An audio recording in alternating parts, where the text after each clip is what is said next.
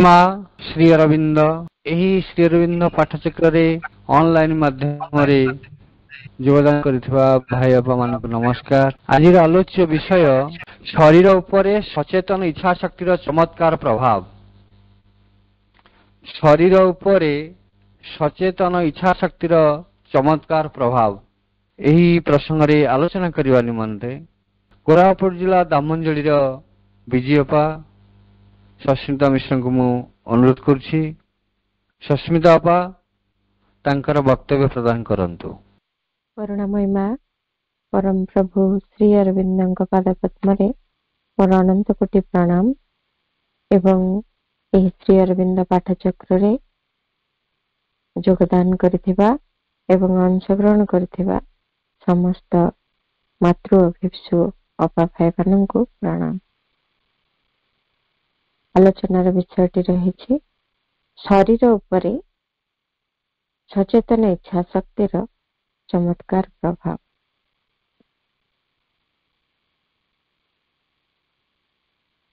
आमर इच्छा शक्ति जोगु आमे अनेक कथा साधन करि पारू।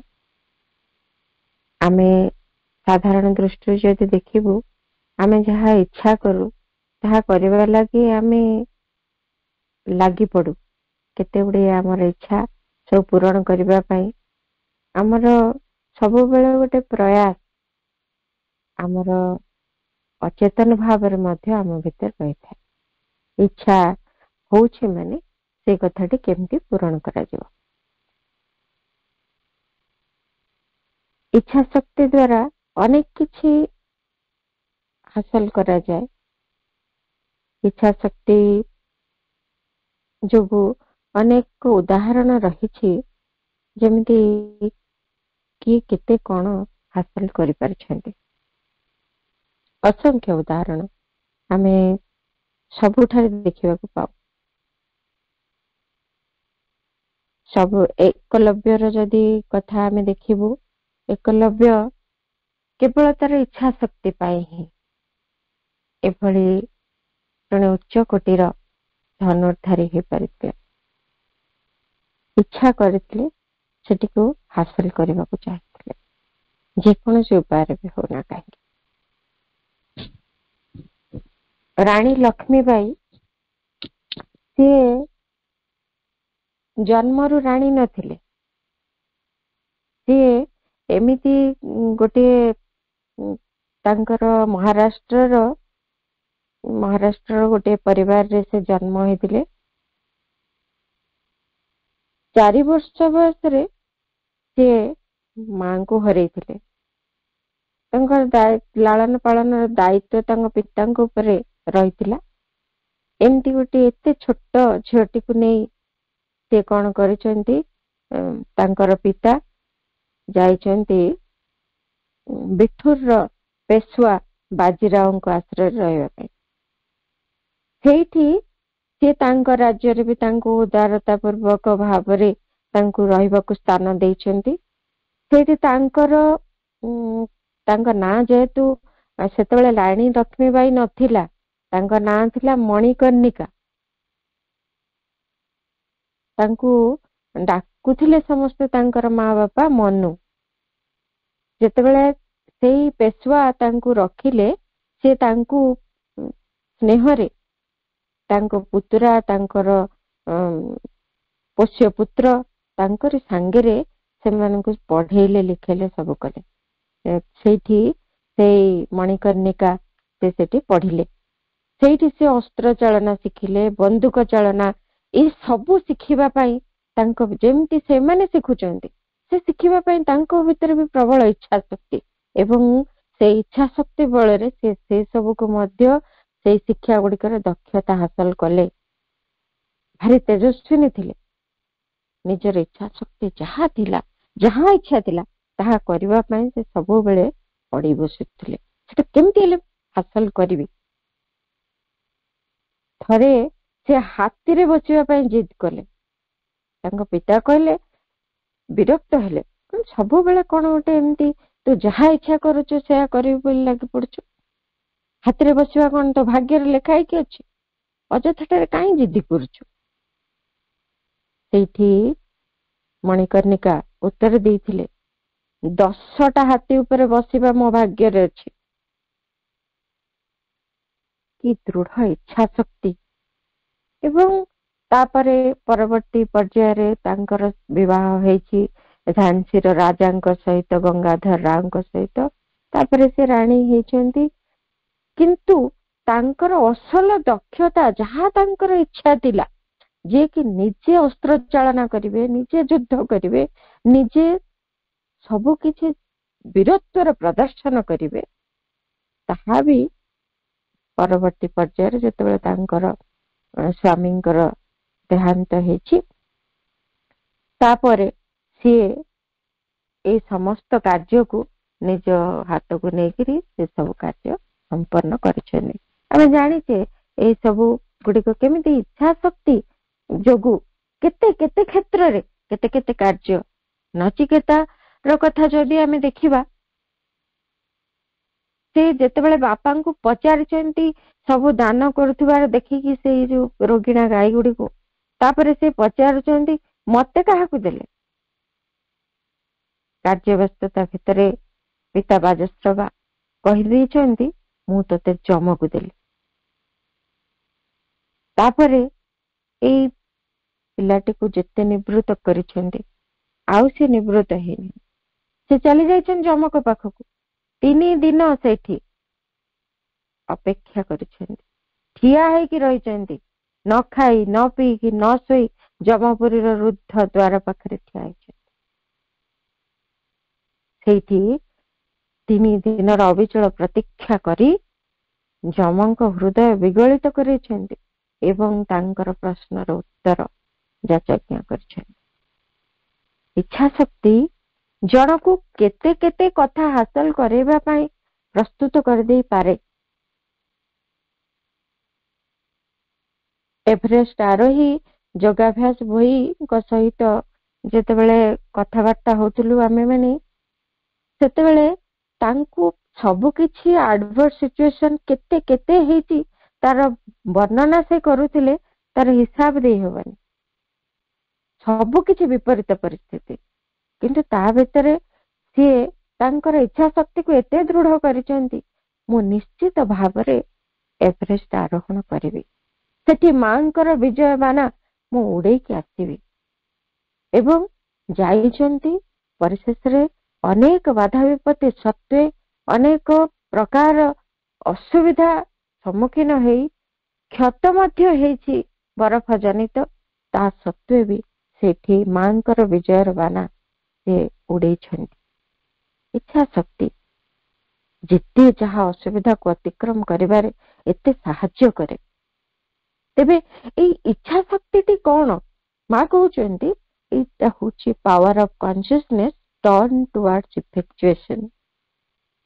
ଚେତନାର ଶକ୍ତି ଏଇ ଇଚ୍ଛା ଶକ୍ତି ଯେତେବେଳେ ନିଜକୁ କାର୍ଯ୍ୟାନ୍ୱିତ କରିବା ଲାଗି ପ୍ରସ୍ତୁତ ହେଇଯାଏ, ଚେତନାର ଶକ୍ତି ଯେତେବେଳେ ନିଜକୁ କାର୍ଯ୍ୟାନ୍ୱିତ କରିବା ଲାଗି ପ୍ରସ୍ତୁତ ହେଇଯାଏ, ତାହା ଇଚ୍ଛା ଶକ୍ତି।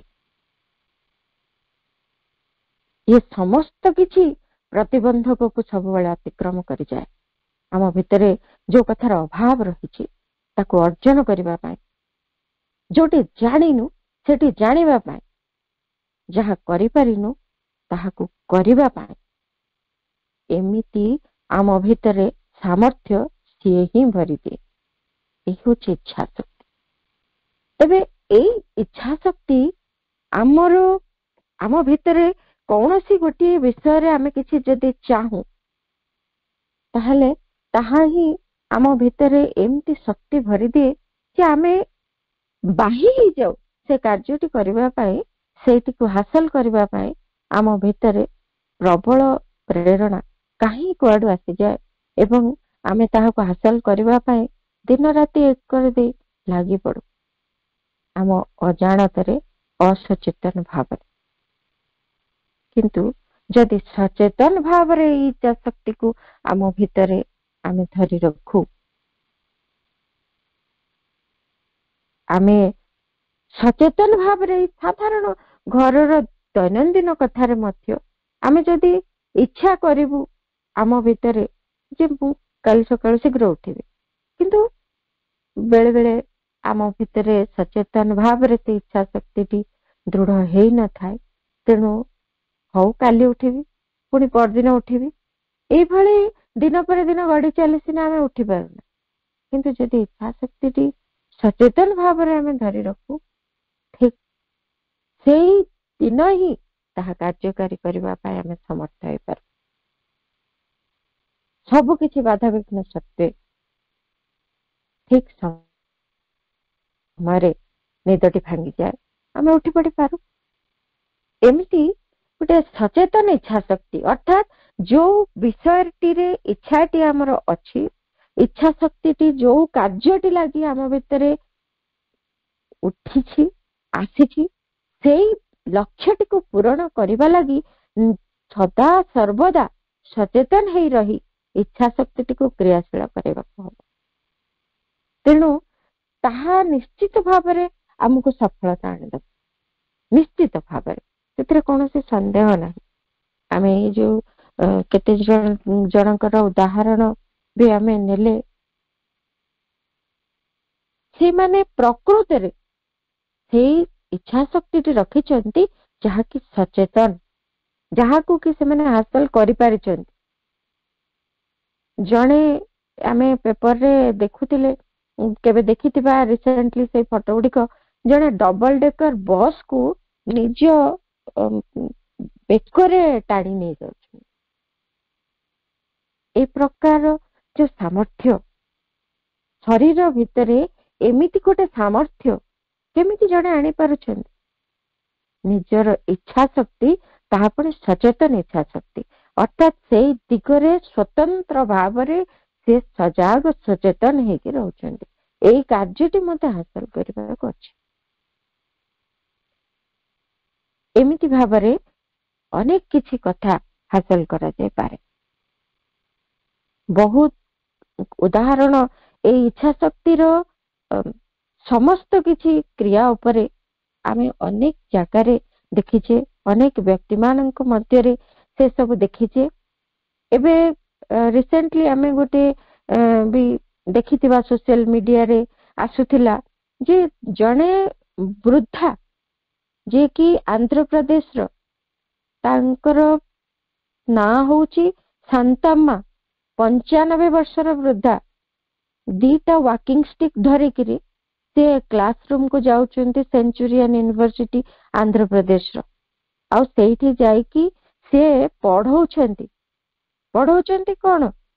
ମେଡିକାଲ ଫିଜିକ୍ସ, ରେଡିଓଲୋଜି, ଆନାସ୍ଥେସିଆ, ଏମିତି ସବୁ ଗୁଡିକ ସେ ପଢଉଛନ୍ତି। PhD ଷ୍ଟୁଡେଣ୍ଟସ୍ କୁ ସେ ଗାଇଡ କରୁଛନ୍ତି। ଭଗବତ ଗୀତାକୁ ସେ ଟ୍ରାନ୍ସଲେଟ କରିଛନ୍ତି ଇଂଲିଶ ଆଉ ତେଲୁଗୁ ଲାଙ୍ଗୁଏଜରେ। ଅନେକ କିଛି ତାଙ୍କର କ୍ରିୟା। ଏସବୁ କୁଆଡୁ ହେଲା, କେମିତି ହଉଛି? 95 ବର୍ଷ ବୟସ କଥା ଭାବିଦେଲେ ଆମ ଶରୀର ଅବଶ ହେଇପଡେ। ଖାଲି ଯଦି ମୋର ବୟସ ହେଇଗଲାଣି ବୋଲି ଆମ ଭିତରେ ଭାବନାଟି ଆସେ, ଆମ ଶରୀର ସେଇଠି ଦୁର୍ବଳ ହବାକୁ ଲାଗେ। କେମିତି এই କାର୍ଯ୍ୟ ସମ୍ଭବ କରିପାରୁଛନ୍ତି ସେ 95 ବର୍ଷରେ? କେବଳ ସଚେତନ ଇଚ୍ଛା ଶକ୍ତିର ହିଁ ପ୍ରଭାବ। ଏମିତି ସଚେତନ ଇଚ୍ଛା ଶକ୍ତିର ଚମତ୍କାର ପ୍ରଭାବ ଆମ ଶରୀର ଉପରେ ରହିଛି।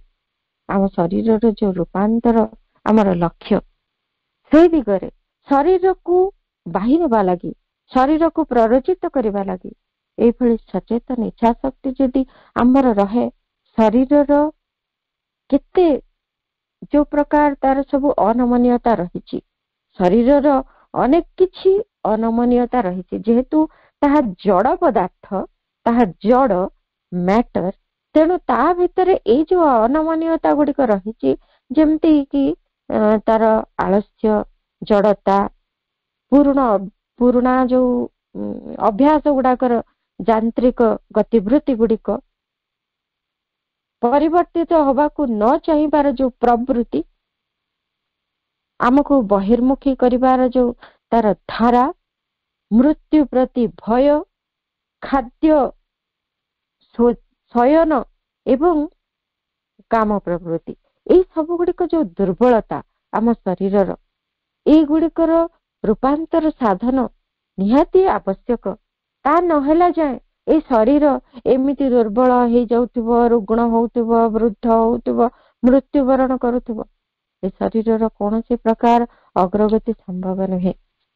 ସେଇଥିଲାଗି ଏ ରୂପାନ୍ତର ଯୋଗର ଯୋଉ ଲକ୍ଷ୍ୟ, ସେଇଗୁଡିକ ହାସଲ କରିବା ପାଇଁ ଆମକୁ ସଚେତନ ଇଚ୍ଛା ଶକ୍ତିର ପ୍ରୟୋଗ କରିବାର ଆବଶ୍ୟକତା ରହିଛି। ଆମେ ଯଦି ଦେଖିବୁ ସବୁଦିନେ ଦିନେ ଦିନେ ଆମକୁ ଭାରି ଡଲ୍ ଲାଗେ, ଭାରି ଦୁର୍ବଳ ଲାଗେ, ଅନିଜିନେସ୍ ଆମ ଭିତରେ ଦେଖାଯାଏ, ଅସ୍ୱସ୍ତିକର ଭାବ, ଇଏ ସବୁ ଜଡତାର ସବୁ ପରିପ୍ରକାଶ। ଆମ ଶରୀର ଭିତରେ ଏସବୁ ଜଡତାର ଅଭିବ୍ୟକ୍ତି। ଆଳସ୍ୟ ଏଇ ସବୁ କଥା ମଧ୍ୟ ଆମକୁ ଟାଣି ରଖେ। ଯେକୌଣସି କଥା ପାଇଁ ଆମର ଆଗ୍ରହ ନାହିଁ, ଦୁରାଗ୍ରହ ଆମ ଭିତରେ, କୌଣସି କଥା ପାଇଁ ଆମେ ଟିକେ ଆଗେଇ ଯିବା, ସେ କଥାଟି ଶରୀର ଆମକୁ ରୋକୁଥାଏ। ତାର କେତେ ରହିଛି ସୀମାବଦ୍ଧତା, କେତେ ଦୁର୍ବଳତା, ଏବଂ ସେଇଗୁଡିକୁ ଧରି ସେ ଭାରି କଷ୍ଟ ପାଏ। ତାର ଏଇ ଦୁର୍ବଳତା ଭିତରୁ ତାକୁ ବାହାର କରିବା ଆମ ମାନଙ୍କର ସାଧନା। ତାହା ହିଁ ଏଇ ଶରୀରର ରୂପାନ୍ତର ଲାଗି ପଦକ୍ଷେପ ଗୁଡିକ, ଯୋଉଗୁଡିକ ଭାରି କଷ୍ଟକର, ଏଗୁଡିକ ସହଜ ନୁହେଁ। ଅନେକ ସାଧକ ଶ୍ରୀ ଅରବିନ୍ଦଙ୍କ ପାଖକୁ ଚିଠି ଲେଖିଛନ୍ତି, ତାଙ୍କୁ ସବୁଦିନ ଠିକ ଲାଗୁଥିବା ସତ୍ତ୍ୱେ ଦିନେ ଦିନେ କାହିଁକି କେଜାଣି ବହୁତ ଦୁର୍ବଳ, କୌଣସି କାର୍ଯ୍ୟ ପ୍ରତି ଆଗ୍ରହ ପ୍ରକାଶ ହୁଏନି, କୌଣସି କାର୍ଯ୍ୟ ପାଇଁ ଆଗେଇ ଯିବା ପାଇଁ ଟିକେ ବି ଭିତରେ ସ୍ପୃହା ନଥାଏ, କୌଣସି ପ୍ରକାରେ ସେମାନେ କାର୍ଯ୍ୟ କରିବା ପାଇଁ ସେଦିନ ଆଗ୍ରହୀ ନୁହନ୍ତି। ପ୍ରଭୁ ଶ୍ରୀ ଅରବିନ୍ଦଙ୍କୁ ସେମାନେ ପଚାରନ୍ତି ଯେ କାହିଁକି ଏଇଭଳି କଥା ଗୁଡିକ ଆମକୁ ବାନ୍ଧି ଦଉଛି।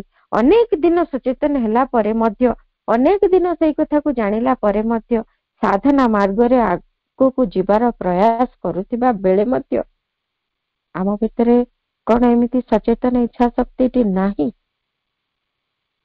ଯେ କୌଣସି ଦିନ ପୁଣି ଏଇ ସ୍ୱଭାବ ଗୁଡିକ, ଏଇ ଚିରାଚରିତ ତାର ଅଭ୍ୟାସ ଗୁଡିକ, ଶରୀରର ଜଡତାର ଯୋଉ ଗୁଣ ଗୁଡିକ ଆମ ଉପରେ ପୁଣି ହାବି ହେଇଯାଉଛନ୍ତି?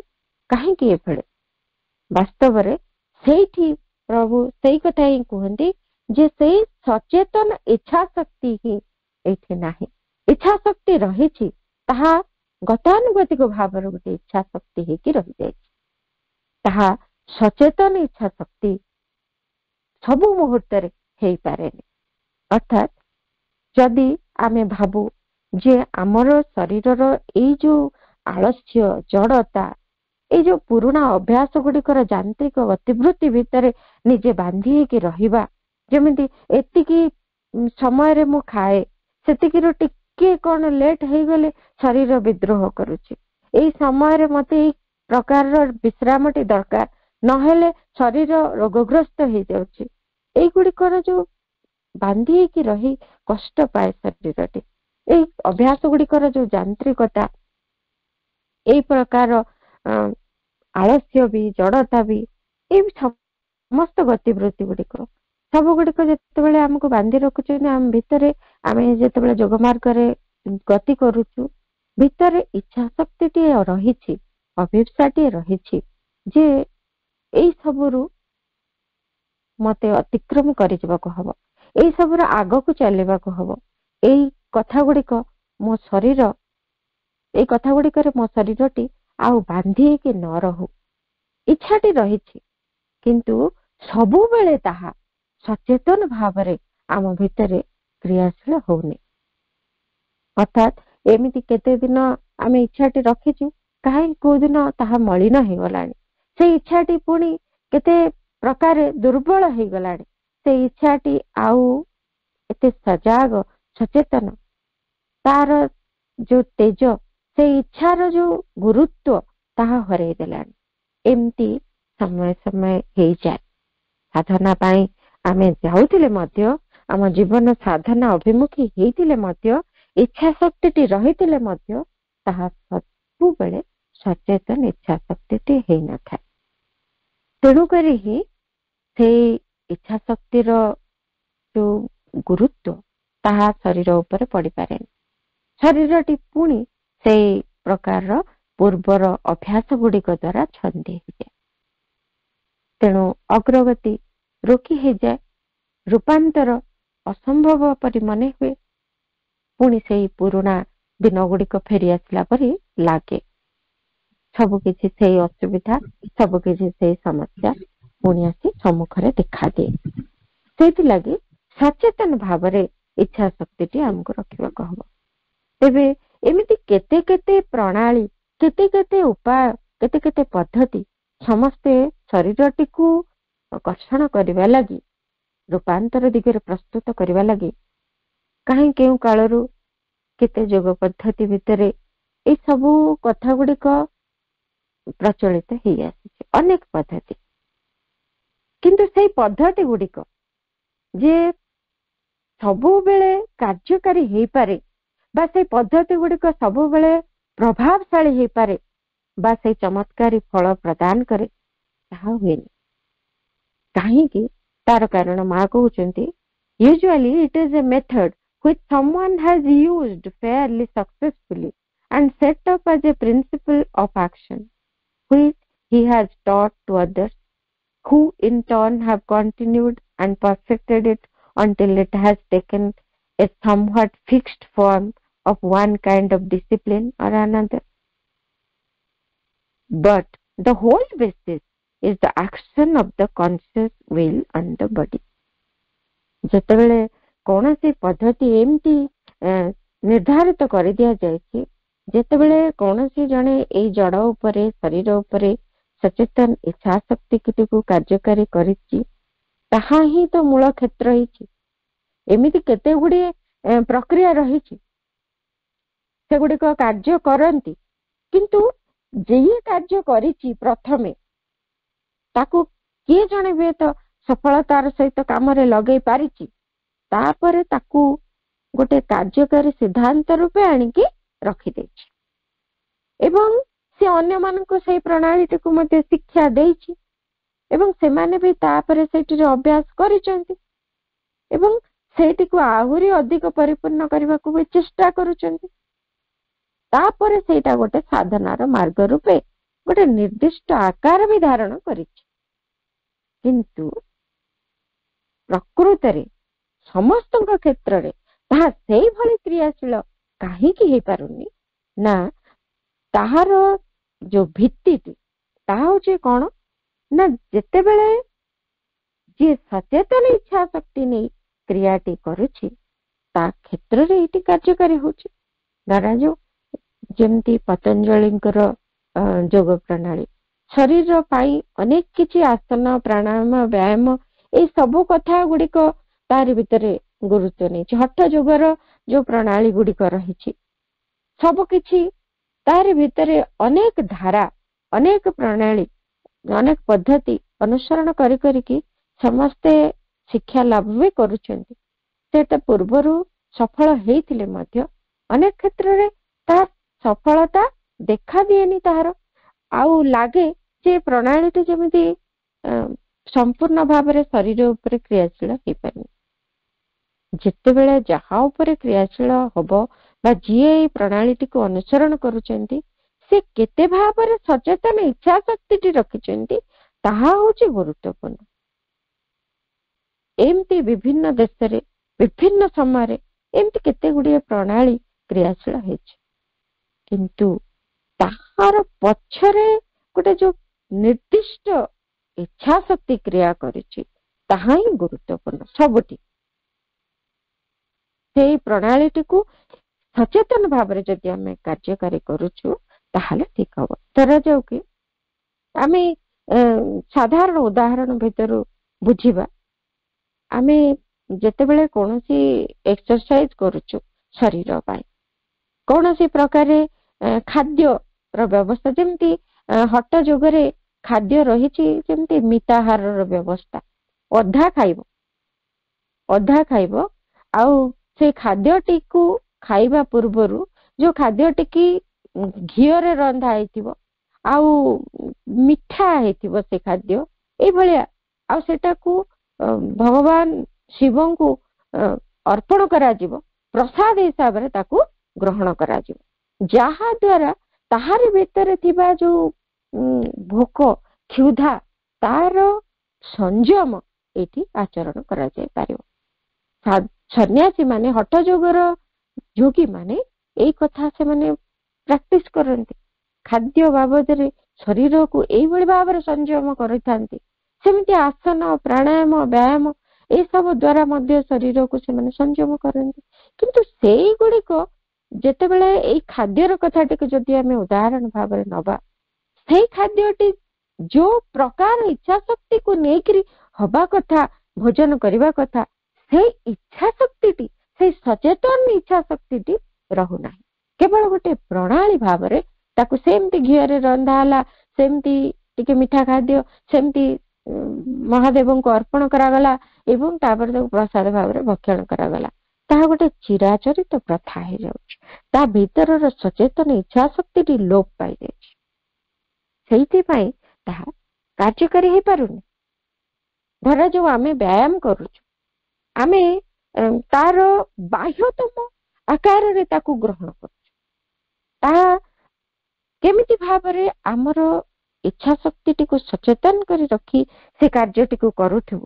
ଯଦି ଆମେ ଦେଖିବୁ, ଆମେ ଯୋଉ ପ୍ରକାର ଦୈନନ୍ଦିନ ଜୀବନରେ ଆମର ଯୋଉ ସବୁ ଅଙ୍ଗର ସଞ୍ଚାଳନ କରୁଛୁ, କୌଣସି ଶାରୀରିକ କାର୍ଯ୍ୟରେ ଅଙ୍ଗ ଗୁଡିକର ଚାଳନ କରୁଛୁ, ସବୁବେଳେ ଏଗୁଡିକ କରୁଛୁ, କିନ୍ତୁ ତାହା ଯୋଗୁ ଯେ ଆମ ମାଂସପେଶୀ ଗୁଡିକର ବିକାଶ ସାଧନ ହେଇଯାଉଛି, ଶରୀରରେ ଗୋଟେ ସୁସମଞ୍ଜସ୍ୟତା ସୃଷ୍ଟି ହେଇଯାଉଛି, ତାହା ନୁହେଁ।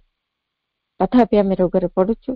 ଦୈନନ୍ଦିନ ଏତେ ଏତେ କାମ କରୁଛୁ, ଏତେ ଚଲାବୁଲା କରୁଛୁ, କିନ୍ତୁ ତା ଭିତରେ ଆମ ଶରୀରଟି ସୁସ୍ଥ ହଉନି, ବା ଯଦି ବି କିଛି ସାହାଯ୍ୟ କରୁଛି ଭାରି ନଗଣ୍ୟ ପରିମାଣରେ।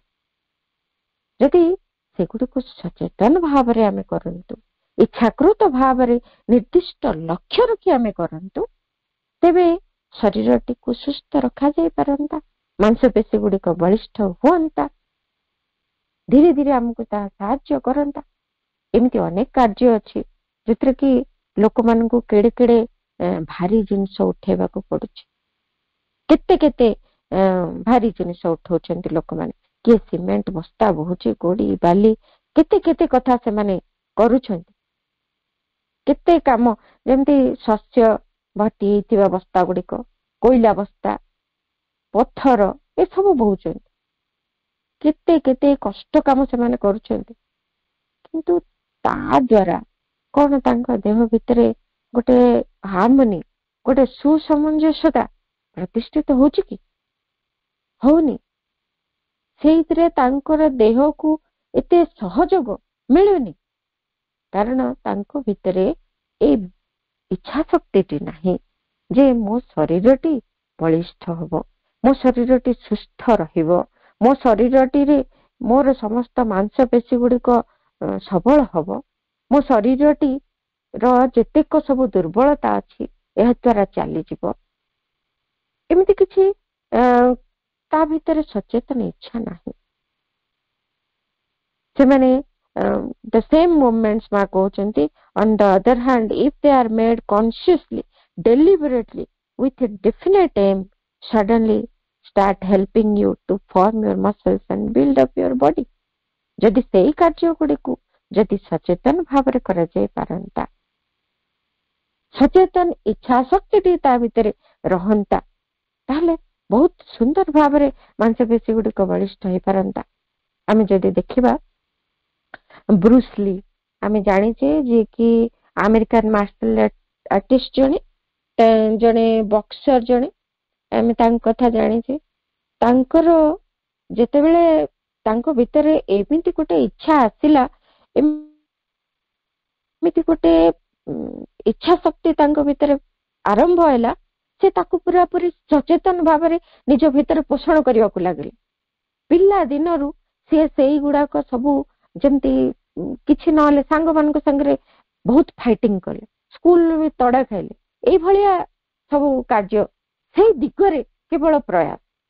ତାଙ୍କର ସେ ଓଜନ ଗୁଡାକ ଉଠେଇ ପକେଇଲେ, ସବୁ ଓଜନ ଗୁଡାକ ଉଠେଇବାକୁ ସବୁବେଳେ ଚେଷ୍ଟା କଲେ, କେବଳ ଗୋଟିଏ ଇଚ୍ଛା ଶକ୍ତି ଯେ ମୋ ଭିତରେ ସାମର୍ଥ୍ୟ ଭରିଯିବ, ମୁଁ ଶକ୍ତିଶାଳୀ ହେବି, ଷ୍ଟ୍ରେଂଥ ପାଇଁ। ଦୌଡ଼ିଲେ, ଖାଲି ଦିନ ରାତି ଦୌଡାର ଅଭ୍ୟାସ କଲେ। ଦୌଡର କାହିଁକି? ଭିତରେ ସହନ ଶକ୍ତି ବଢେଇବେ, ଯେମିତି ଗୋଟେ ପ୍ରହାରକୁ ସହ୍ୟ କରିପାରିବେ। ତେଣୁ ଦୌଡ଼ି ଦୌଡ଼ି ଦୌଡ଼ି ଦୌଡ଼ି ମସଲ ଗୁଡାକୁ ସେତିକି ପ୍ରବଳ ଷ୍ଟ୍ରେନ୍ ନବାର ସାମର୍ଥ୍ୟ ତାଙ୍କ ଭିତରେ ସେ ବିଲ୍ଡଅପ୍ କଲେ। ପୁଣି ସେ କଣ କଲେ, ଷ୍ଟ୍ରେଚିଂ କରୁଥିଲେ, ବହୁତ ପ୍ରକାର ନିଜ ଶରୀରର ସଂକୋଚନ ପ୍ରସାରଣ ଭଳି କେତେ ଗୁଡିଏ ବ୍ୟାୟାମର ନିର୍ଦ୍ଦିଷ୍ଟ ଭାବରେ ପ୍ରତ୍ୟେକ ଦିନ ଅଭ୍ୟାସ କରୁଥିଲେ। ଏମିତି ନୁହେଁ ଯେ ଦିନ ଭିତରେ କିଛି ସମୟ ସେ ଏଗୁଡାକ ଅଭ୍ୟାସ କରୁଥିଲେ, ସମଗ୍ର ଦିନ ଏଇ ଗୋଟିଏ କଥାରେ ସେ ଲାଗି ରହୁଥିଲେ। ସେଥିପାଇଁ ପାଠ ବି ଭଲ ପଢିଲେନି, ସେ କିଛି ବି ଭଲ ଭାବରେ ସେ କହିପାରିଲେନି। କେବଳ ଏଇ ଗୋଟିକ କନସିୟସ୍ ୱିଲ୍ ଟା କେବଳ ଏଇ କଥାରେ ହିଁ ରହିଲା। ସମଗ୍ର ଦିନଟା ଏଇଥିରେ ହିଁ ସେ ବଞ୍ଚୁଥିଲେ। ତାପରେ ସେ ସେଗୁଡିକ ପ୍ରାକ୍ଟିସ କରିଛନ୍ତି, ବକ୍ସିଂ, ମାର୍ଶାଲ ଆର୍ଟ ସେସବୁ କରିଛନ୍ତି। ତାପରେ ଅନେକ ଅସୁବିଧା ଆସିଛି ଯେ ତାଙ୍କୁ ସେଟା ଶିଖିବା ପାଇଁ ମଧ୍ୟ ଠିକ ଭାବରେ ସୁଯୋଗ ଦିଆଯାଇ ପାରିନି। ଚାଇନିଜ ମାନେ ଶିଖାନ୍ତିନି ଅନ୍ୟମାନଙ୍କୁ, ତେଣୁ ସେମାନେ ସେ ଶିଖି ବି ପାରିଲେନି ବହୁତ କଥା। କିନ୍ତୁ ତା ସତ୍ତ୍ୱେ ବି ସିଏ ନିଜେ ନିଜେ ଅନେକ କିଛି ଏକ୍ସରସାଇଜ ଗୁଡିକ, ଅନେକ କିଛି ଷ୍ଟ୍ରେଚିଂ, ବିଭିନ୍ନ ପ୍ରକାର ଏକ୍ସରସାଇଜ ଗୁଡିକ, ଅଣ୍ଟାଟିକୁ ଗୋଟେ ପୋଜିସନରେ ରଖିକି ଏମିତି ଥରେ ୱେଟ ଲିଫ୍ଟ କରୁଛନ୍ତି, ଓଜନଟେ ଉଠଉଛନ୍ତି, ତାଙ୍କର ଫୋର୍ଥ ସାକ୍ରାଲ ନର୍ଭ ଡ୍ୟାମେଜ ହେଇଗଲା, ହଠାତ୍ ସିଭିୟର ପେନ୍ ହେଲା, ଆଉ ତାଙ୍କର ମେରୁଦଣ୍ଡର ଗୋଟେ ନର୍ଭ ସିଏ ଡ୍ୟାମେଜ ହେଇଗଲା, ପୁରା ଛିଣ୍ଡିଗଲା, ସ୍ପାଇନ ଇଞ୍ଜୁରି ହେଲା। ଆଉ ଏତେ ସିଭିୟର ସ୍ପାଇନ ଇଞ୍ଜୁରି, କିନ୍ତୁ ତାହାରି ଭିତରେ ତାଙ୍କର ସେଇ ଇଚ୍ଛା ଶକ୍ତି ସେ ବଳବତ୍ତର ରଖିଛନ୍ତି ଏବଂ ନିର୍ଦ୍ଦିଷ୍ଟ କେତେ ଗୁଡିଏ ଏକ୍ସରସାଇଜ ଯୋଉ ଗୁଡିକ କି ସେ କରିବାକୁ ଲାଗିଲେ, ଯାହା ଫଳରେ ସେ ସ୍ପାଇନ ଇଞ୍ଜୁରି ର ସେଇ ସ୍ଥାନଟିକୁ ସେ କୌଣସି ପ୍ରକାରେ ଅସୁବିଧାରେ ନ ପକେଇ, କୌଣସି ଚାପ ନ ଦେଇ ସମସ୍ତ କାର୍ଯ୍ୟ ତାଙ୍କର ଯୋଉ ଲକ୍ଷ୍ୟ ଅନୁଯାୟୀ ସେ କରିପାରିଲେ। ଏମିତି ଇଚ୍ଛା ଶକ୍ତି, ସଚେତନ ଇଚ୍ଛା ଶକ୍ତି ସେଇ ଦିଗରେ ଯଦି ରହେ, କେତେ ବାଧାକୁ ମଧ୍ୟ ଅତିକ୍ରମ କରି ସେଇ ଶରୀର ଏତେ କଷ୍ଟ, ଏତେ ଅସୁବିଧା ସତ୍ତ୍ୱେ, ଏତେ ଅକ୍ଷମତା ସୃଷ୍ଟି ହବା ସତ୍ତ୍ୱେ ବି ସ୍ପାଇନ ଇଞ୍ଜୁରି କମ କଥା ନୁହେଁ। ଜଣେ ପୁରା ସେଥିରେ ଅକର୍ମଣ୍ୟ ହେଇକି ପଡିଯିବ, ସେ ହ୍ୱିଲ ଚେୟାର ବାଉଣ୍ଡ ହେଇଯିବ, କି ତାର ଗୋଟେ ପ୍ରକାର ସେଜରେ ସେ ଗୋଟେ ପୋଜିସନରେ ପଡିଥିବ, ବା ସେ ହଲି ପାରିବନି, ଚଳି ପାରିବନି, ଏମିତି କଷ୍ଟକର ସ୍ଥିତି ଆସିଯିବ। କିନ୍ତୁ ଯଦି ସଚେତନ ଇଚ୍ଛା ଶକ୍ତିରେ ସେ ପୁଣି ତାଙ୍କର ବକ୍ସିଂ ପ୍ରାକ୍ଟିସକୁ ମଧ୍ୟ ଜାରି ରଖିଲେ, ସେ କାର୍ଯ୍ୟ ବି ସେ କରିପାରିଲେ, ସ୍ୱତନ୍ତ୍ର ଭାବରେ ସେଇ ଜାଗାଟି ଯେମିତି କୌଣସି ପ୍ରକାର ହଲିବନି, ଚଲିବନି, ସେଇ ଜାଗାଟିକୁ ରେଷ୍ଟ ଦେଇକିରି ବାକି ସମସ୍ତ ଆକ୍ଟିଭିଟି ସେ କରିପାରିଲେ। କେତେ କଷ୍ଟକର କଥା। ଏବଂ ସେ ଶରୀରଟା କେତେ ଦୂର ସକ୍ଷମ ହେଇପାରିଲା ଏତେ ସମସ୍ତ ଅକ୍ଷମତା ଭିତରେ ମଧ୍ୟ। ସଚେତନ ଇଚ୍ଛା ଶକ୍ତି ଏଇ ସବୁ କଥା କରିଦେଇପାରେ। ଏଇ ସବୁ କଥାକୁ ହାସଲ କରିବା ଲାଗି ସେ ଏତେ ସମସ୍ତ ପ୍ରୟାସ କରିକି ଦେଖିଦେଲେ ସେ ଶରୀରଟା କେତେ ଦୂର ଯୋଗ୍ୟ ହେଇପାରିଲା ଅନେକ ଅସୁବିଧା ସତ୍ତ୍ୱେ। ତେଣୁ ମା କହୁଛନ୍ତି ଆମର ଏଇ ଯୋଉ ସଚେତନ ଇଚ୍ଛାଟି ହିଁ ମୂଳ କଥା ହେଇକି ରହିଛି ସବୁଥିରେ। ସବୁବେଳେ ଏଇ କଥାଟି ସବୁଠି ଗୁରୁତ୍ୱପୂର୍ଣ୍ଣ। ଆମେ ଘରେ ଯେତେବେଳେ ଆମେ ରାସ୍ତାରେ ଚାଲୁଛୁ, ୱାକିଂ କରୁଛୁ, ଧରାଯାଉ ପ୍ରତ୍ୟେକ ଦିନ ୱାକିଂ କରୁଛୁ, ଯେ କଣ ପାଇଁ? ଆମେ ଇଚ୍ଛା ଶକ୍ତି ଟିକେ ରଖିଦେଇଛୁ ଯେ ମୁଁ ୱାକିଂ କରିବି, ମୋ ଦେହ ସୁସ୍ଥ ରହିବ, ମୋର ଓଜନ ବାଲାନ୍ସ ହେଇକି ରହିବ, ମୋ ଶରୀର କାର୍ଯ୍ୟକ୍ଷମ ହେଇକି ରହିବ, ମୁଁ ରୋଗରୁ ଦୂରରେ ରହିବି। ଏମିତି ଗୋଟେ ଇଚ୍ଛା ଶକ୍ତି ରହିଛି। କିନ୍ତୁ ସବୁଦିନ ଯେତେବେଳେ ଆମେ ୱାକିଂ କରିବାକୁ ଯାଉଛୁ, କିଏ ସାଙ୍ଗସାଥି ଅଛନ୍ତି ଗପ ସପ କରି ଆମେ ବୁଲୁଛୁ, ୱାକିଂ କରୁଛୁ, ତା ଭିତରେ ଗପ ଚାଲିଛି, ଗପୁଛୁ ବା ଗପୁଛୁ, ନହେଲେ ବାଟରେ ଗଲା ବେଳକୁ ବହୁତ ଇଣ୍ଟରେଷ୍ଟିଂ କଥା, ୱାକିଂ ଯାଉଥିବୁ, ଫୁଲ ଜରି ଧରିକି ଫୁଲ ଚୋରେଇକି ମଧ୍ୟ ଆଣୁଛୁ। ତାହାରି ଭିତରେ ଆମେ ଏମିତି କଥା ଗୁଡିଏ ପ୍ରବେଶ କରିଦେଇଛୁ। ଏଠି ସଚେତନ ଇଚ୍ଛା ଶକ୍ତି କାହିଁ?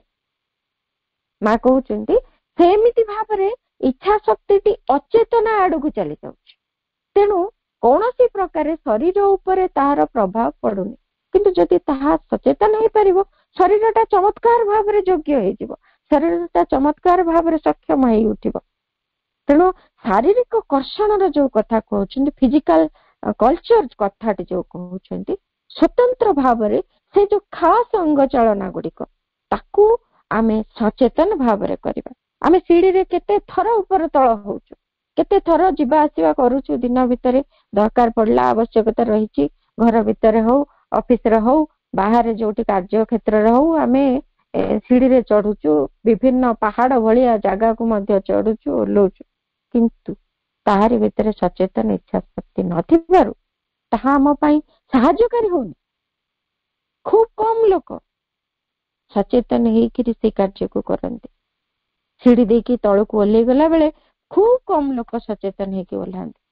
ସେଥିପାଇଁ ଯେତେବେଳେ ପଣ୍ଡିଚେରୀରେ ଆମେ ଦେଖୁ ସିଡିରେ ଲେଖା ହେଇଛି କୋଉଭଳି ଭାବରେ ସିଡିର ପ୍ରତିଟି ପାବଛକୁ ଆମେ କିଭଳି ସଚେତନତାର ସହିତ ଚଢିବା ବା ଓହ୍ଲେଇବା। ସାଧାରଣ ଜୀବନରେ ଯେତେ ଯାହା ଆମର ଅଙ୍ଗ ପ୍ରତ୍ୟଙ୍ଗ ଚାଳନା ରହିଛି ସବୁ ଯାନ୍ତ୍ରିକ ଭାବରେ ଚାଲିଛି। ଯାହାକୁ କୁହାଯାଇ ପାରିବ ଇଚ୍ଛା ଶକ୍ତି ରହିଛି, କିନ୍ତୁ ଅଚେତନ ଭାବରେ ଯାନ୍ତ୍ରିକତା ଭିତରେ ତାହା ରହିଯାଇଛି। ତେଣୁ ଇଚ୍ଛା ଶକ୍ତି ସହିତ ଗୋଟିଏ ଚେତନା ଯୁକ୍ତ ହବାର ଆବଶ୍ୟକତା ରହିଛି। ଫରକଟା ସେଇଠି ରହିଛି, ସେଇଠି ହିଁ ଦ ଡିଫରେନ୍ସ ଲାଇଜ୍ ବୋଲି ମା କହୁଛନ୍ତି। ସେଇଠି ହିଁ ସମଗ୍ର ପାର୍ଥକ୍ୟ ରହିଛି, ଯୋଉଥି ଲାଗି ଆମେ ଆଜି ଶରୀର ରୂପାନ୍ତର ଲାଗି ଶରୀରଟିକୁ ଅନ୍ତତଃ କିଛି ବି ପ୍ରସ୍ତୁତ କରିପାରୁନୁ। ଆମେ ଫିଜିକାଲ କଲଚର କରୁଛୁ, ଅନେକ ବ୍ୟାୟାମ, ଆସନ, ପ୍ରାଣାୟାମ ସବୁ କରିଲେ ମଧ୍ୟ ତାହା ଶରୀରକୁ ପୁନର୍ବାର ରୋଗ ଆଡକୁ ନେଇଯାଉଛି। କାହିଁକି ନା ଏମିତି ଅଚେତନାର ମୁହୂର୍ତ୍ତ ଗୁଡିକ ତାହାରି ଭିତରେ ରହିଛି। ତେଣୁ ଏକା କଥା ଏଇଟା ନୁହେଁ, ଆମେ କୌଣସି ସ୍ଥାନକୁ ଯିବା ବେଳେ ଯେତେବେଳେ ବାଟ ଚାଲୁଛୁ, ବ୍ୟାୟାମ ହିସାବରେ ଯେତେବେଳେ ବାଟ ଚାଲୁଛୁ, କୌଣସି କାର୍ଯ୍ୟ ଓଜନ ଉଠଉଛୁ ଏବଂ ସଚେତନ ଭାବରେ ଇଚ୍ଛା ଶକ୍ତି ରଖି ଯେତେବେଳେ କୌଣସି ୱେଟ ଲିଫ୍ଟିଂ କରୁଛୁ, ତାହା ବହୁତ ଫରକ ସୃଷ୍ଟି କରେ। ସେଇଠି ହିଁ ମହତ୍ୱପୂର୍ଣ୍ଣ କଥା ମା କହୁଛନ୍ତି। ଆମ ଅଗ୍ରଗତିର ଯୋଉ ବିଧାନ କରେ ତାହା ହିଁ ଏଇ ସଚେତନ ଇଚ୍ଛା, ତାହା ହିଁ ଆମକୁ ଆମର ଇପ୍ସିତ ଫଳଟିକୁ ଆଣି ପହଞ୍ଚେଇ ଦିଏ ଆମ ପାଖରେ। ଏମିତିକି ଜଣେ ସାଧକ ମାଙ୍କୁ କହିଲେ, ମା ଆଉ ସେ କହିଲେ ମାନେ ଆଶ୍ରମ ଆସିବା ସମୟରେ ସେ ଖୁବ ପତଳା ଆଉ ଜୀର୍ଣ୍ଣ ଶୀର୍ଣ୍ଣ ହେଇକି ଥିଲେ।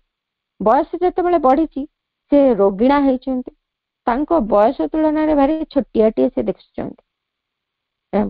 ପ୍ରଣବ ଦା ମାଙ୍କୁ କହୁଛନ୍ତି, ୟାକୁ କିଛି ମସାଜ କରିବା ଦ୍ୱାରା ହୁଏତ ଆର କିଛି ଲାଭ ହେଇପାରେ କି ମା? କାରଣ ପ୍ରଣବ ଦା ଭାରି ସଚେତନ ଭାବରେ ଏଇ ସଚେତନ ଇଚ୍ଛା ଶକ୍ତି ବଳରେ ତାଙ୍କ ଶରୀରଟିକୁ ଭାରି କର୍ଷଣ କରିକି ରଖିଥିଲେ। ଆମେ ସମସ୍ତେ ଦେଖିଥିବା ତାଙ୍କର ଶରୀର କିଭଳି ବଳିଷ୍ଠ, କିଭଳି ଦୃଢ, ଏବଂ ମା ତାଙ୍କୁ କେମିତି କହିଥିଲେ ରୂପାନ୍ତର ଲାଗି ଏକ ସୁଯୋଗ୍ୟ ଶରୀର। ଏମିତି ଦିବ୍ୟ ଶରୀରଟିଏ ସେ ଅଧିକାରୀ ହେଇପାରିଥିଲେ। କେତେ ସଚେତନ ଇଚ୍ଛା ଶକ୍ତିର ପ୍ରୟୋଗ ଦ୍ୱାରା ସେ ଶରୀରକୁ ଗଢିଛନ୍ତି ମାଙ୍କ ସାହାଯ୍ୟରେ। ତେବେ ପ୍ରଣବ ଦା କହୁଛନ୍ତି ତାକୁ କିଛି ମସାଜ କଲେ ହୁଏତ ତା ଶରୀରଟି ଟିକେ ଷ୍ଟ୍ରଙ୍ଗ ହେଇପାରିବ କି? ମା ସମ୍ମତି ଦେଲେ।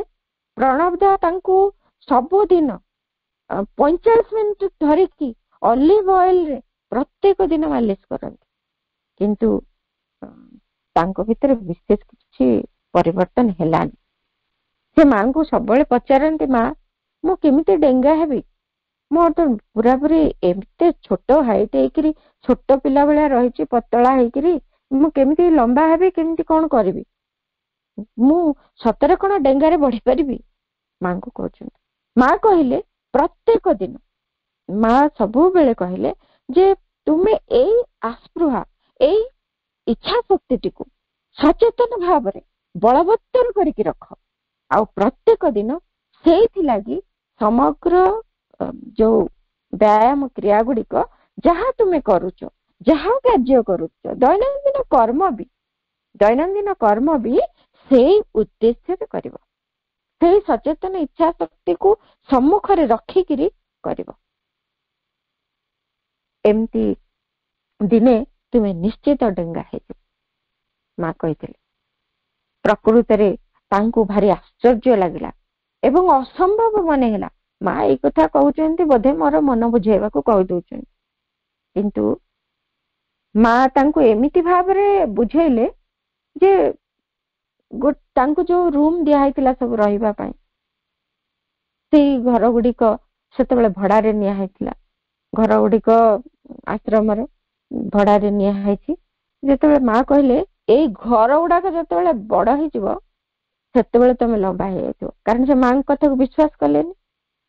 ମା କହିଲେ ତୁମେ ବିଶ୍ୱାସ କର, ସଚେତନ ଇଚ୍ଛା ଶକ୍ତି ରଖି ଯଦି ତୁମେ ଏଇ କାର୍ଯ୍ୟ କରୁଛ, ଏଇ ଘର ଗୁଡାକ ଯେତେବେଳେ ଖୁବ ବଡ ହେଇଯିବେ ସେତେବେଳେ ତୁମେ ମଧ୍ୟ ଡେଙ୍ଗା ହେଇଯିବ। ପୁଣି ସେ ଅଦ୍ଭୁତ ଭାବୁଛନ୍ତି, ଏଇ ଘର ଗୁଡାକ କେବେ ବଡ ହବ? ପ୍ରକୃତରେ ଏଇ କଥା ମା ତାଙ୍କୁ କହିଲେ ଏବଂ ତାର 1948 ମସିହାରେ ମା ଏ କଥା ତାଙ୍କୁ କହିଛନ୍ତି। 51 ମସିହାରେ ଘରର ମାଲିକ ଯିଏକି ଆଶ୍ରମକୁ ଘର ଗୁଡିକୁ ଭଡାରେ ଦେଇଥିଲେ, ସେ ଘରଟିର ମରାମତି କାମ ଆରମ୍ଭ କରିଛନ୍ତି। ଆଉ କିଛି ରୁମ ଏକ୍ସଟେନସନ କରୁଛନ୍ତି। ଆଉ ଘର ଗୁଡିକୁ ରୁମ ଗୁଡିକୁ ଆଉ ଟିକେ ଟିକେ ବଡ ବଡ କରିଦେଲେ, ଭାଙ୍ଗି ରୁଜିକି ଆଉ ଟିକେ ତାକୁ ପୁଣି ଥରେ ତିଆରି କଲେ, ବଡ ବଡ ରୁମ ସବୁ ତିଆରି କଲେ। ତାପରେ ସେଇ 1951 ମସିହାରେ ସିଏ ଡେଙ୍ଗା ହବା ଆରମ୍ଭ କଲେ। ଏବଂ ସିଏ କହୁଛନ୍ତି ମା ଯେଭଳି ଭାବରେ କହିଥିଲେ ସଚେତନ ଇଚ୍ଛା ଶକ୍ତିକୁ ରଖି ସେ ସେଇ ବର୍ଷ ଠାରୁ ଡେଙ୍ଗା ହବାକୁ ଆରମ୍ଭ କଲେ। 2ଟି ବର୍ଷ ଭିତରେ ସେ ଡେଙ୍ଗାରେ ଖୁବ ବଢିଲେ। ତାଙ୍କ ଉଚ୍ଚତା ପୂର୍ବ ଅପେକ୍ଷା 12 ଇଞ୍ଚ ବଢିଗଲା ଏବଂ ଶରୀର ମଧ୍ୟ ବଳିଷ୍ଠ ହବା ପାଇଁ ଆରମ୍ଭ କରିବାକୁ ଲାଗିଲା। ଶରୀର ପୂର୍ବ ଭଳି ଏମିତି ଜୀର୍ଣ୍ଣ ଶୀର୍ଣ୍ଣ ହେଇକି ଆଉ ରହିନଥିଲା। ଇଚ୍ଛା ଶକ୍ତି ସଚେତନ ଭାବରେ ଯଦି ରହେ, ଏମିତି ହିଁ କ୍ରିୟାଶୀଳ ହୁଏ। ସେମିତି ଜଣେ ସାଧକ ତାଙ୍କର ହାତ ପଛପଟେ ଗୋଟେ ଚର୍ମର ଗୋଟେ ବଢିଲା। ସେ କଣ କରନ୍ତି, ଯୋଉ ଫଳ ଗୃହ ରହିଛି ତାର ଝରକା ଗୁଡିକର ପରିଷ୍କାର ପରିଚ୍ଛନ୍ନ କରନ୍ତି। ଯୋଉଠି କଦଳୀ ରଖା ହୁଏ, ଫଳ ଗୁଡିକ ସବୁ ତୋଳିକି ଆଣିକି ରଖା ହୁଏ ଫାର୍ମରୁ, ସେଇ ଘରର ଝରକା ଗୁଡିକ ପୋଛାପୋଛି କରନ୍ତି। ସେ ଭାବିଲେ ମୁଁ ଯୋଉ କେମିକାଲ ଟା ବ୍ୟବହାର କରୁଛି ଯୋଉ ସ୍ପିରିଟ ସହିତ, ଯେ ଏଇଥିରେ ବୋଧେ ଏଇ ଚର୍ମ ରୋଗଟା ହେଇଯାଇଛି। ତାକୁ ସେ ଗୁରୁତ୍ୱ ଦେଲେନି। କିନ୍ତୁ ଯେତେବେଳେ ଗ୍ରୁପର ହେଲ୍ଥ ଚେକଅପ୍ ହଉଥିଲା, ସେତେବେଳେ ଏଇ ଚର୍ମ ରୋଗଟା ଡକ୍ଟର ବିଜୟ ତାଙ୍କର ଦେଖିଲେ। ଆଉ ସେ ଆଫ୍ରିକାରୁ ଫେରିଛନ୍ତି ସେ ଡକ୍ଟର ବିଜୟ। ସେ କହିଲେ ଏଇ ରୋଗର ଯଦି ଚିକିତ୍ସା ଶୀଘ୍ର ନହବ, ସମଗ୍ର ଶରୀରକୁ ତା ମାଡିଯିବ। ତାପରେ ସିଏ ସେଇ ସାଧକ ଜଣକ ସେତେବେଳେ କହିଲେ ଚିକିତ୍ସା ମାନେ ଔଷଧ, ମୁଁ କୌଣସି ଔଷଧ ଖାଇବିନି। ଆଉ ବିନା ଔଷଧ ଖାଇକି ଏଇ ରୋଗ ମାଙ୍କ କୃପାରେ ଦୂରୀଭୂତ ହବ। ଏଇ ଶରୀର ଏଇ ରୋଗରେ କଲବଲ ହବନି, ଏଇ ରୋଗ ଦ୍ୱାରା ଆକ୍ରାନ୍ତ ହବନି। ଏଇ ଇଚ୍ଛା ଶକ୍ତି ମୁଁ ଶରୀର ଉପରେ ପୋଷଣ କରୁଛି ଏବଂ ଏହାକୁ ସଚେତନ ଭାବରେ ମୁଁ ଧାରଣ କରି ରହିବି। ବିନା ଔଷଧରେ ମାଙ୍କ କୃପାରେ ଏଇ ରୋଗ ମୋ ଶରୀରକୁ ଛାଡି ଚାଲିଯିବ। ସେ କହିଲେ ହଉ ଠିକ ଅଛି। ସେ ବି ତ ମାଙ୍କର ଡିଭୋଟି ଡକ୍ଟର ବିଜୟ। ସେ କହିଲେ ଯଦି ତୁମର ମାଙ୍କ ଉପରେ ଏତେ ବିଶ୍ୱାସ ଆଉ ତୁମର ଇଚ୍ଛା ଶକ୍ତି ଏତେ ସଚେତନ ଭାବରେ ତୁମେ ଧରି ରଖି ପାରିବ, ଦେନ୍ ମୋର ଆଉ କିଛି କରିବାର ନାହିଁ। ତାପରେ ସେ ଗୋଟେ ବିବରଣୀ ମାଙ୍କ ପାଖକୁ ଲେଖିଦେଲେ, ତା ହାତରେ ଏମିତି ଗୋଟେ ଚର୍ମ ରୋଗ ହେଇଛି, ଆଉ ସେ କିନ୍ତୁ ଔଷଧ ସେବନ କରିବାକୁ ଚାହୁଁନି, କାରଣ ସେ ମାଙ୍କୁ ରିପୋର୍ଟ ଦେବେ। ମା କହିଲେ ସେଇ ସାଧକଙ୍କୁ ଠିକ ଅଛି, ତମେ ସେ ଯଦି ଖାଇବାକୁ ଚାହୁଁନି ଔଷଧ, ତା ନାଁଟା ଖାଲି ମତେ କାଗଜରେ ଲେଖିକି ଦେଇଦେଇଥାଅ। ତାଙ୍କ ନାଁଟି କାଗଜରେ ଲେଖିକି ମାଙ୍କୁ ପଢେଇ ଦେଲେ। ମା ସେ କାଗଜଟିକୁ ନେଇକି ଡ୍ରୟର ଭିତରେ ରଖିଦେଲେ। ତାପରେ ଯାଇଛି କେତେ ଦିନ, ତାଙ୍କ ଭିତରେ ସେଇ ସଚେତନ ଇଚ୍ଛା ଶକ୍ତି ଶରୀର ଉପରେ ସେ ପ୍ରୟୋଗ କରିଛନ୍ତି, ମାଙ୍କ ସାହାଯ୍ୟ ମାଗିଛନ୍ତି ଏବଂ ମାଙ୍କୁ ନିରନ୍ତର ସେ ସଚେତନ ଇଚ୍ଛା ଶକ୍ତିଟି ଲାଗି ସାହାଯ୍ୟ ମାଗି ସେ ଚାଲିଛନ୍ତି। ତାଙ୍କର କେତେ ଦିନ ଚାଲି ଯାଇଛି, 15 ଦିନ ବିତି ଯାଇଛି। ତାପରେ ତାଙ୍କର ରୋଗ କଥା ମନେ ପଡିଛି। ଅନେକ ଦିନ ବିତିନି, 15 ଦିନ ମାତ୍ର ରୋଗ କଥା ମନେ ପଡିଲା। ଆରେ ସେଟା କେମିତି ଅଛି? ଯାଇକି ଯେତେବେଳେ ଦେଖୁଛନ୍ତି, ନିଜ ହାତଟିକୁ ସେ ଯେତେବେଳେ ଦର୍ପଣରେ ଦେଖିଲେ, ନିଜେ ଦେଖିଲେ, ଦେଖୁଛନ୍ତି ସେଠି ନାହିଁ। ଚର୍ମ ରୋଗଟା କୁଆଡେ ପଳେଇଛି। ମାଙ୍କୁ ଆସିକି କହିଲେ, ମା ମୋର ଏମିତି ହେଇଥିଲା ଆଉ ତାହା ଚାଲି ଯାଇଛି, ଆପଣଙ୍କ କୃପାରୁ ହିଁ ସମ୍ଭବ। ମା କହିଲେ ନିଶ୍ଚିତ, କିନ୍ତୁ ତା ସହିତ ତୁମ ଭିତରେ ଯୋଉ ସଚେତନ ଇଚ୍ଛା ଶକ୍ତି ରହିଛି, ତୁମ ଶରୀର ଉପରେ ଯୋଉ ସଚେତନ ଇଚ୍ଛା ଶକ୍ତିର ପ୍ରୟୋଗ ତୁମେ କଲ, ସେ ଶରୀର ସେଇଥିପାଇଁ ସେ ରୋଗକୁ ରିଜେକ୍ଟ କରିଦେଇ ପାରିଲା। ଏମିତି ଚମତ୍କାର ପ୍ରଭାବ ଇଚ୍ଛା ଶକ୍ତିର ରହିଛି, ଯୋଉ ଇଚ୍ଛା ଶକ୍ତି କି ସଚେତନ ଭାବରେ ରହିଛି। ମା କହୁଛନ୍ତି ଯଦି ତୁମେ ଚେଷ୍ଟା କରି ଦେଖିବ, ଜଣେ ଯଦି ଯୋଗୀ ଆକାଂକ୍ଷା କରି ରଖିଥିବ ଯେ ନିଜ ଶରୀର ଉପରେ ଗୋଟେ ନିୟନ୍ତ୍ରଣ ସେ ହାସଲ କରିବ, ସେ ଆସନ ଗୁଡିକ ଅଭ୍ୟାସ କରିବ, ସେଗୁଡିକୁ ଫଳ ଲାଭ କରିବ ତାରି ଅନୁଯାୟୀ, ତାହେଲେ ସେ ନିଶ୍ଚିତ ସେଗୁଡାକ ପାଇବ। ମା କହୁଛନ୍ତି ଯଦି ତୁମେ ଚେଷ୍ଟା କରିକି ଦେଖିବ, ମୋ କହୁଥିବା କଥାଟିର ଅର୍ଥଟିକୁ ତୁମେ ବୁଝିପାରିବ, ଯଦି ଲୁଗା ପିନ୍ଧିବା ସମୟରେ, ଗାଧେଇବା ସମୟରେ, ଘର ସଫା କରିବା ସମୟରେ, ଯାହା କିଛି ବି ଆମେ କରୁଛୁ ତାରି ଭିତରେ ଯୋଉ ପ୍ରକାର ଅଙ୍ଗ ଚାଳନା ବି ଆମର ହଉଛି, ସେଗୁଡିକ ଯଦି ବି ସଚେତନ ଭାବରେ ଆମେ କରିବୁ, ସେତିକିରେ ବି ଆମ ଶରୀର ଚମତ୍କାର ଭାବରେ ପ୍ରଭାବିତ ହବ ଏବଂ ଦିବ୍ୟ କୃପାକୁ ଗ୍ରହଣ କରି ସେ ରୂପାନ୍ତର ଲାଗି ନିଜକୁ ପ୍ରସ୍ତୁତ କରିଦବ।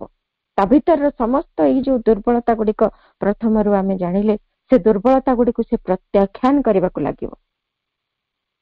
ସିଡି ଦେଇକି ଯାଉଛୁ, ଆସୁଛୁ, ଖାଦ୍ୟ ଖାଉଛୁ, ଶୋଉଛୁ, କଥାବାର୍ତ୍ତା ସମୟରେ ଆମ ଶରୀରର ଯୋଉ ଅଙ୍ଗ ପ୍ରତ୍ୟଙ୍ଗର ବ୍ୟବହାର କରୁଛୁ, ସବୁ କିଛି ଖାଲିଟାରେ ଏମିତି ଚଢୁଛୁ ବୋଲି ନ ଚଢି, ଓହ୍ଲଉଛୁ ବୋଲି ନ ଓହ୍ଲେଇ ସିଡିଟିରେ ସଚେତନ ଇଚ୍ଛା ଶକ୍ତିର ସହିତ ଆମେ ଯଦି କାର୍ଯ୍ୟଟି କରୁ, ସବୁ କିଛି, କୌଣସି ପଦାର୍ଥ ଉଠାଇବାକୁ ଆମେ ତଳକୁ ନଇଁ ପଡୁଛୁ, ଆଲମାରି ଉପରେ ଗୋଟେ ଜିନିଷ ଥୁଆ ହେଇଛି ତାକୁ କାଢିବା ପାଇଁ ହାତ ବଢଉଛୁ, ପାଉଛି କି ନ ପାଉଛି ଚେଷ୍ଟା କରୁଛୁ, କବାଟ ଖୋଲୁଛୁ, ବନ୍ଦ କରୁଛୁ, କଣଟା ଗୋଟେ ଗୋଡରେ ବାଜି ଯାଉଛି, ଏପଟେ ସେପଟ ହେଇକିରି ବାଟ ଭାଙ୍ଗିକି ଯାଉଛୁ, 100ଟା କାମ ଆମେ ଦିନ ଭିତରେ କରୁଛୁ, କିନ୍ତୁ ତାହାକୁ ଆମ ଶରୀର ୟୁଜ କରିପାରୁନି, ବରଂ ଶରୀରର ଶକ୍ତି କ୍ଷୟ ହେଇଯାଉଛି।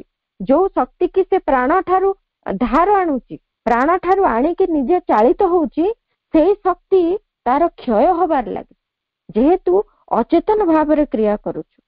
ଯଦି ସଚେତନ ଇଚ୍ଛା ଶକ୍ତିକୁ ନେଇକରି ଏ ସମସ୍ତ କାର୍ଯ୍ୟ ବି ଆମେ କରିବୁ, ଶରୀର ଆହୁରି ଶକ୍ତିଶାଳୀ ହେଇ ଉଠିବ ଏବଂ ସେଇ ସଚେତନ ଇଚ୍ଛା ଶକ୍ତିର ଚମତ୍କାର ପ୍ରଭାବରେ ସିଏ ନିଜକୁ ପ୍ରସ୍ତୁତ କରି, ବଳିଷ୍ଠ କରି, ସାମର୍ଥ୍ୟଯୁକ୍ତ କରି ରୋଗ, ବାର୍ଦ୍ଧକ୍ୟ ଏବଂ ସମସ୍ତ ପ୍ରକାର ନିମ୍ନ ତାର ଯୋଉ ତାଡନା ରହିଛି, ଆଳସ୍ୟ, ଜଡତା, ପରିବର୍ତ୍ତନ ବିମୁଖତା ଭଳି ଯେତେକ ଯାନ୍ତ୍ରିକତା, ତାହାରି ଭିତରୁ ସେ ବାହାରି ବି ଆସିପାରିବ। এই ଚମତ୍କାର ପ୍ରଭାବ ମା ନିଜେ ଶରୀର ରୂପାନ୍ତର ସମୟରେ ଅନେକ ବାର ତାକୁ ଅନୁଭବ କରିଛନ୍ତି ଏବଂ ଲିପିବଦ୍ଧ ବି କରିଛନ୍ତି। ତେଣୁ ଏମିତି ଗୋଟେ ସଚେତନ ଇଚ୍ଛା ଶକ୍ତିର ଚମତ୍କାରୀ ପ୍ରଭାବ ଆମ ଶରୀର ଉପରେ ଅନୁଭବ କରିବା ଲାଗି ଚେଷ୍ଟା କରିବା। ପ୍ରତିଟି ମୁହୂର୍ତ୍ତର ପ୍ରତ୍ୟେକ କର୍ମକୁ କଲାବେଳେ ଅନ୍ତତଃ ସଚେତନ ଭାବରେ କ୍ରିୟାଶୀଳ ହେବା। ଶରୀରଟି କଷ୍ଟ ନ ପାଏ, ଏହା ଦ୍ୱାରା ଅଧିକ ଉନ୍ନତି, ଅଗ୍ରଗତି ସାଧନ କରିବ, ରୂପାନ୍ତର ଅଭିମୁଖୀ ହେଇ ପୂର୍ଣ୍ଣ ଯୋଗରେ ସାହାଯ୍ୟ କରିବ। ପୂର୍ଣ୍ଣ ଯୋଗର ସିଦ୍ଧି এই ଶରୀରକୁ ନେଇ ହିଁ ସମ୍ଭବ ହବ। সেই ଶରୀର ଦିବ୍ୟ ଜ୍ୟୋତିର୍ମୟ ହେଇ ଉଠିବ। ଆଜିର ଆଲୋଚନାକୁ ମାଙ୍କ ପାଦ ପଦ୍ମରେ କୃତଜ୍ଞତାପୂର୍ଣ୍ଣ ପ୍ରଣାମ ସହିତ ନିବେଦନ କରୁଛି। ସମସ୍ତ ଆପା ଭାଇମାନଙ୍କୁ ଅନ୍ତରରୁ ଧନ୍ୟବାଦ। ବନ୍ଦେ ମାତରମ୍। ବର୍ତ୍ତମାନ 1 ମିନିଟ୍ ମାଙ୍କ ନାମ ଜପ କରିବା ସହିତ ଆଜିର ଶ୍ରୀ ଅରବିନ୍ଦ ପାଠଚକ୍ରକୁ ସମାପ୍ତ କରିବା। ମା ମା ମା ମା ମା ମା ମା ମା ମା ମା ମା ମା ମା ମା